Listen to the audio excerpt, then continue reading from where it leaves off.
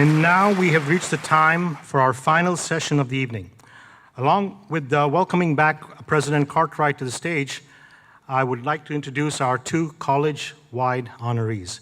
Thomas J. Riordan is a two-time alumnus of UCF, graduating in 1978 with a double major in electrical engineering and political science. President Cartwright talked about FTU. We were still known as the Florida Technological University at that time. By the time we were renamed the University of Central Florida in 1979, Tom was completing his master's in electrical engineering. In 2020, Tom established the Thomas J. Riordan and Herbert C. Towle Endowed Professorship Fund to honor the memory of his thesis advisor and mentor, Herbert C. Towle. Today, Tom is the CEO of Aril, Inc., a venture-backed startup that specializes in enhanced performance, power, and security for computer processors. He's also part of the computer science faculty at Foothill College in California. Our second honoree is our favorite astronaut. Nicole Stott, a retired NASA astronaut who earned her master's degree at UCF in engineering management in 1992. During her time at NASA, she held a variety of different positions, starting as an operations engineer for the Orbiter Processing Facility, and later serving as the Shuttle Flow Director for Endeavour, Orbiter Project Engineer for Columbia, and NASA Convoy Commander for shuttle landings. I thought that would get some applause.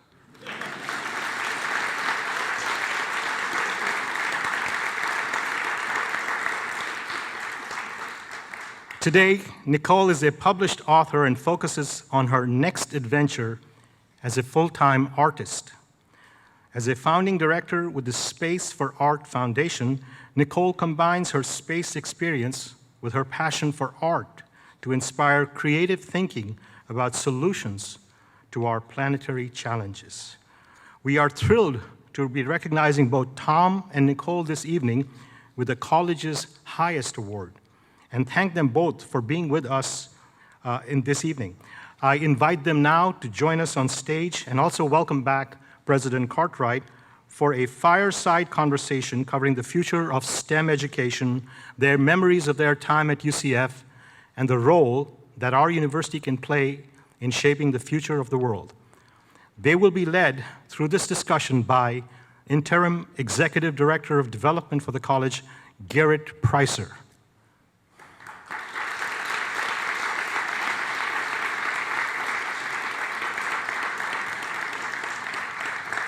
As they get settled in, I'm going to turn it over to Garrett. I want to thank you for the opportunity to lead you through these awards, and enjoy the evening.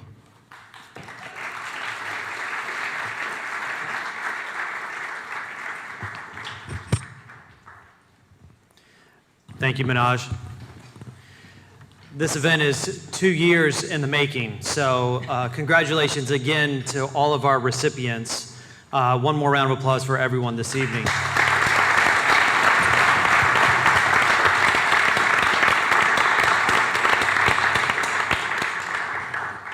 So Nicole, you're at a little bit of a disadvantage this evening because I met with Tom and the president last night and they said you were going to go first.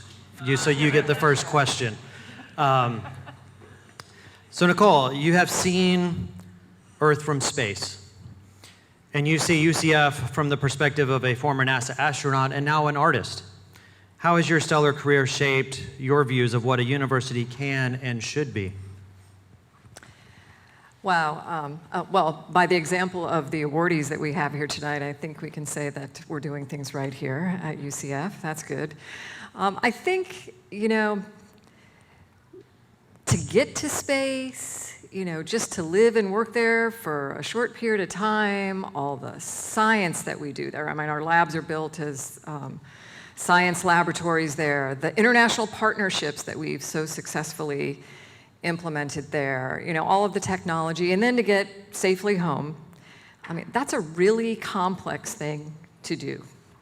And, but I think in all of that, for me, I came back to Earth with these really simple like lessons in mind, these really simple kind of reality checks, if you will, where that view of Earth out the window allowed me to look out and say, oh my gosh, we live on a planet. You know, we all know that. We're all Earthlings. Only border that matters, that thin blue line of atmosphere. And this really significant role that we all should be accepting as crewmates and not passengers here on Spaceship Earth, right?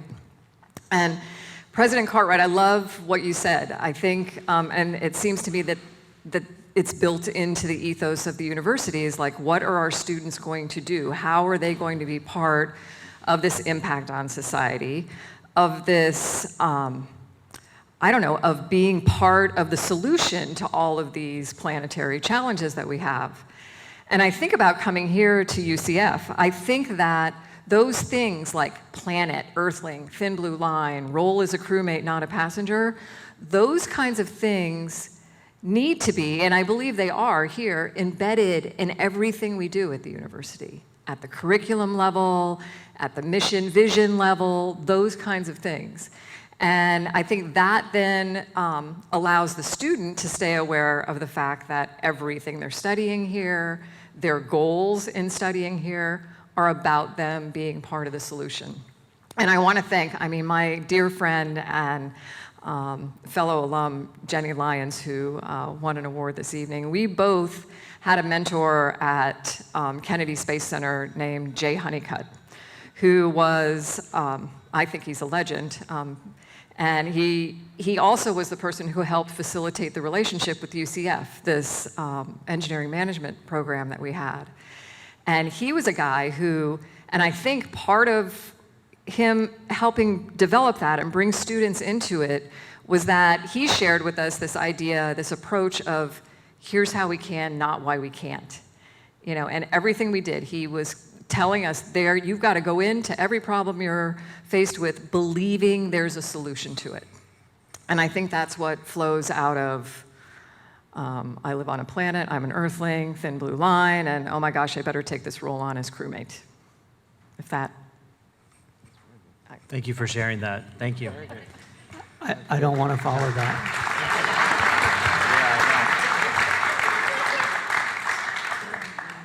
Tom, yeah, there's no way you're going to follow that very well, Tom. Sorry. But Tom, as an engineer,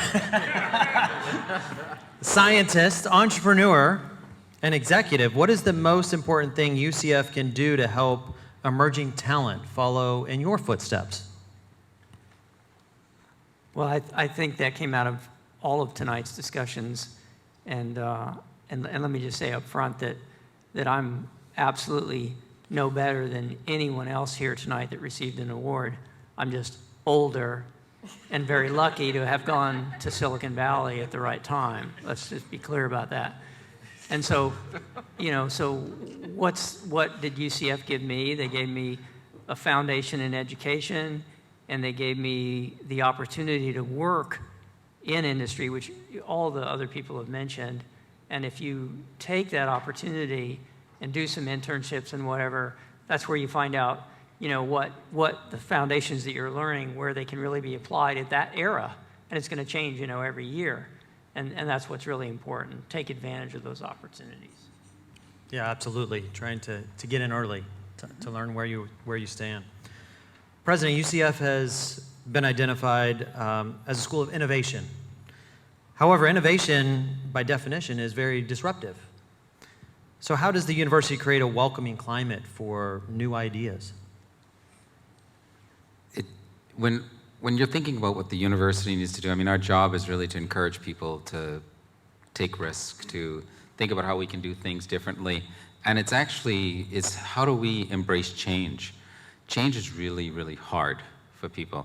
You don't want to see that you have to do something differently or maybe that there's a better solution because you're used to doing it a certain way. I think it's everything that we do. I think it's every day in all the little things. How do we try to be better today than we were yesterday? And that means that we actually have to think differently and approach things differently, everything that we do. And that's not an easy process, by the way. And I will say that the bigger challenge is that culture You know, they say this all the time, right? Culture eats strategy. And if you have a culture that is not willing to be innovative, you have a culture that people think you can't do things in a different way or a better way, then what ends up happening is that the organization becomes pretty stagnant, right? And I will be honest, it's extremely difficult for a leader to say they're going to come in and change the culture and make an institution more innovative. The advantage that we have here is that this institution already embraces innovation.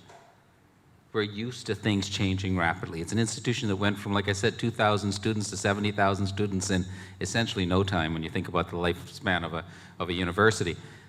It's seen growth of 40 to 50% in research expenditures in the last 10 years. It's seen all of these changes, right? If you look at it, we've done things so differently in that there's this belief out there that you can't have a large institution and have high quality students. We've completely debunked that. You look at our student quality, they're as good as anybody in the country. In fact, when you look at some of the rankings, they're top 25 in the country. That to me is amazing when you're dealing with 70,000 students.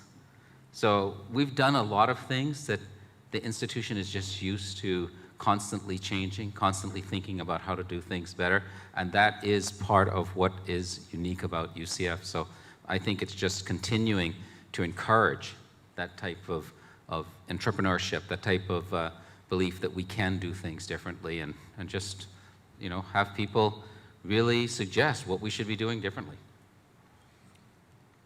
Thank you for sharing that. We heard some good suggestions already. I already took note of some of those. I'm gonna steal the one line. I am going to steal that. Tom, I'm not going to have you follow Nicole this time. I'll go back to you, and then I'll go to Nicole. So things have changed a lot since the Florida Tech days. Is there a program or area of research at UCF that particularly excites you today? Well, as we saw tonight, UCF is doing so much fantastic work in every area that you can imagine. But, you know, I spent a couple of hours with Dr. Chu this afternoon, and I still left him with the same thing, that pretty soon, you know, Florida is not going to be any longer the sunshine state. It's going to be the underwater state. And so what should excite everyone in this audience, and because I don't live here anymore, is that you should be fixing that problem. You should be focusing tremendous effort on fixing that problem.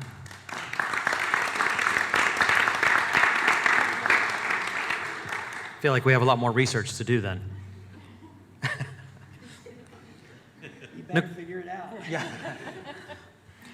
Nicole, if you were entering UCF today, what opportunities would you be most excited about?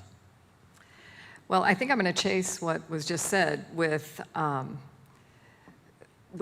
of the same things I was interested about when I first went to university. You know, I loved flying. I wanted to know how things flew.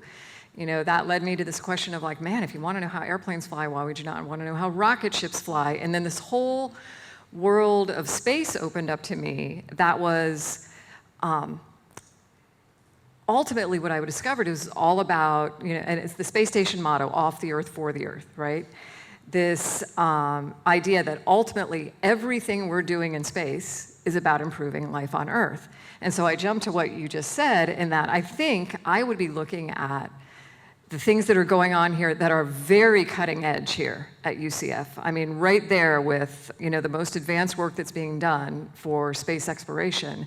And I'd be looking there, and I'd be looking exactly at what was just said is, okay, how do we continue to extend on all of this work that we're doing in space to come back to Earth, solve the greatest challenges we have, one of which being, you know, Florida going underwater, which I don't want to see, and, you know, being proactively part of that solution.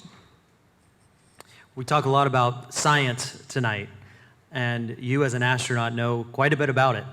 but you've kind of made a change into more of the artist aspect of it. So why do you feel the arts are so important? Well, I could ramble about that one all night, but As artists are wont to do. yeah, paint a picture.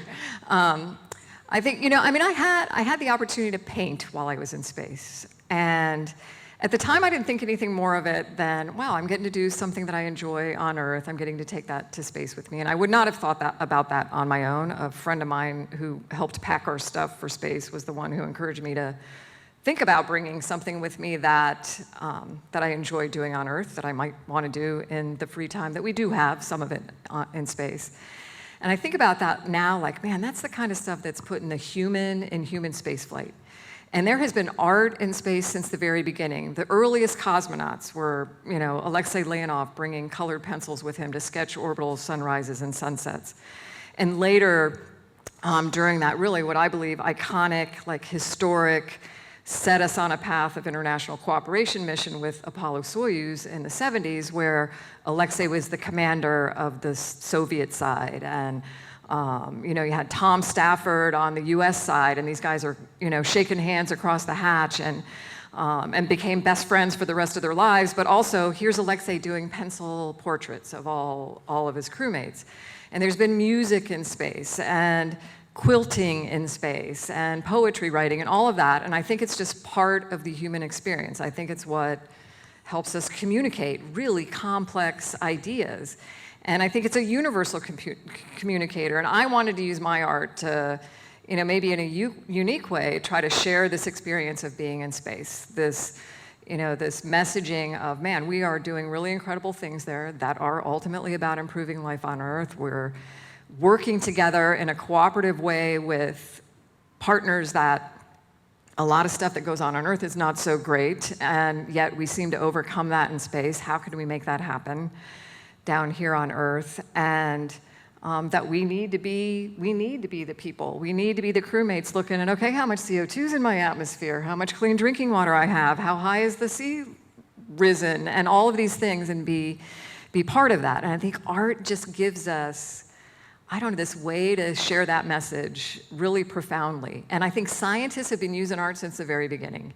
We just have the James Webb telescope. Everybody's looking at the new images coming back and everything. And they're gorgeous. They are works of art. And yet the scientists, they probably think it's pretty too, but they're looking at it like, okay, I've false colored this image, so the blues will tell me these gases, and the reds will tell me these, and how far apart these things are. And so, because they know that makes the connection, establishes a relationship, works with their brain to understand it in a much better way than just trying to decipher the zeros and ones. So, again, could ramble all night about it, but I think it's a huge part of who we are as humans. I think it's a great way to connect, though, through the art as well. Yeah. The president is next. No, we're gonna have you follow, Tom. Tom is next. We're gonna put you right back on the. We're gonna put you right back on the spot, Tom. So, Tom, you endowed a professorship fund to honor one of your mentors, UCF Professor Herbert Towle. Can you share any valuable lessons that you still carry with you from him? Yeah, the first thing I should say is he pronounces it Toll. So sorry. but I that's apologize. Okay. He's not here to correct us. But so I'm sorry. What was the question again? That's a great lesson for me, that's for sure. So Yes, exactly. that's a great lesson for me. Any lessons that he shared? Oh yeah, Dr. Toll, he was very low-key. He was, the consummate professional. He taught, as I think all should teach, is by example. So he went, into his research job every day. He, produced results, and that's what he showed me, that it's all about going in every day, doing a professional job, produce results, and that's what it's all about. And that's what he taught me. Yeah. It's a great lesson for all of us. Thank you. Okay, we'll put you back on the spot, okay, President. Alumni are the best ambassadors for the university. What is one message you hope they share with their communities or even within their industry? One of the advantages we have as an institution is we have 350,000 alums. And that gives us a distinctive advantage. And what I mean by that is that if we need to tell the story of UCF, when people hear me talk about UCF, they think one thing: he's the president and he's paid to say all those things. And they will discount what I say. They won't do that when they hear those things from the alumni, because they know you. You're either their family, their friends, you work with them. They have a different relationship with our alumni. Yeah, let me interrupt for just 1 second. Yeah. So my only job up here today is to convince all of you, right, that you should also endow a professorship. There you go. Exactly. UCF. I'm not going to say that. No, seriously. That's my only goal up here today. I love that. That's exactly, yeah. So what has to happen is that's what I think could be really beneficial to this institution. That is a truly distinctive advantage for this institution. Like any type of campaign, if you are running a campaign, what you need to activate your base, and our base is our alumni. And our alumni can tell our story much better than we can. And they can tell it much more authentically because it's the experiences that you had here. So I would just say, please tell the story. Tell people why you loved being here at UCF and what incredible things are happening. And our job, I was going to say he's here somewhere, right? Rod Grabowski he was here. Our job is really going to be how we tell that story and what are the stories that we give you that you can then also share with people. So anything you can do to just get our story out there would be really helpful. Thank you. We have one more question for, not you, President, and we're going to have Tom go first. So I'm going to call. But we have quite a few students here this evening. We do have quite a few students here this evening, and this has been a wonderful event. But what is one piece of advice you would really like a student to learn and take from this evening? Yeah, that's easy because every other person in front of me said the same thing. So hopefully you've got it by now. Is that what you should do is work as absolutely hard as you can on your on your degree, get as high a GPA as you possibly can, keep it up, work very hard, and someone will notice you. Someone will notice that you're working very hard. Someone will notice that you're doing a good job. Dr. Toll noticed me and pulled me out of the mire and said, hey, I'd like to help you. I'd like you to help me on this project. And, and that became my career because of that. So it's all about whatever you're doing at the current time, do your absolute best on it. And sooner or later, someone will notice and they will help you. And that's what it comes down to. 100%.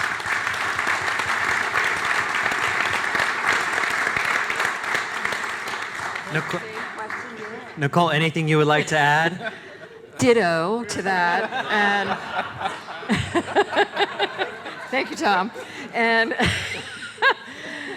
yeah, I think, and like to extend on that though, I think it comes around, doesn't it? Like for us, when we need to be, even as students, we need to be keeping our eyes out for the people that we can help lift up as well, and I love it, I was a person who did not, I really, like Jenny can tell you this about me, I doubted myself along the way, I really did, and I think, and there was a message from one of the awardees tonight about this, like and Jenny was one of them too, put yourself out there, and I heard something at our table tonight, I think Tammy, you shared it with us, that I'd never heard Jenny say before, but I know she lives it, is let them tell you no. That is just an awesome thing to consider. Really put yourself out there, do the absolute best you can, believe in yourself, and let them tell you no. So let me interject something politically incorrect here. Is that, here is the distinction between men and women. Men, we're too stupid to think that we might fail, right? And so we don't even think about it in that context. But it's okay, it all comes out. But didn't we see a wonderful example of it tonight where I think it was the German language thing, like just put it, take the chance, I think that's such a wonderful thing to consider. And it works everywhere, everywhere. Both of you are wonderful examples of continuing to reach for the stars. So thank you very much. Let's give them another round of applause, please.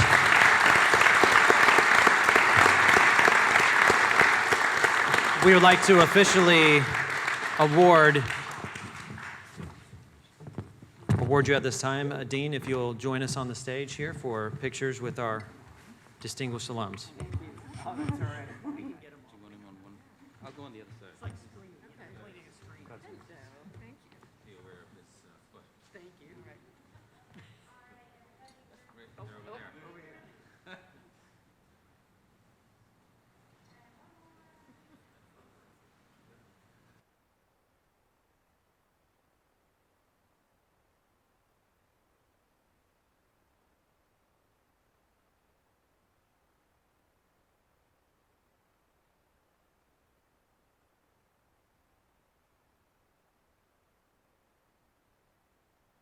Let's give them another round of applause.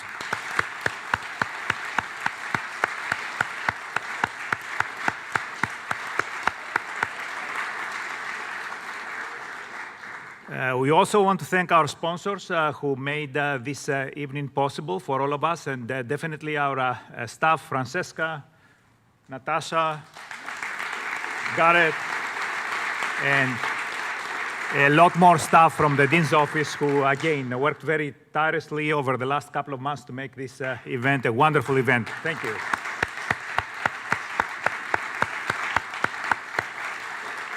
And finally, let me extend my thanks to all the guests who joined our UCF alumni today to celebrate with them the wonderful accomplishments that they did, and our pleasure of being here and recognizing their great work. Let's thank the guests.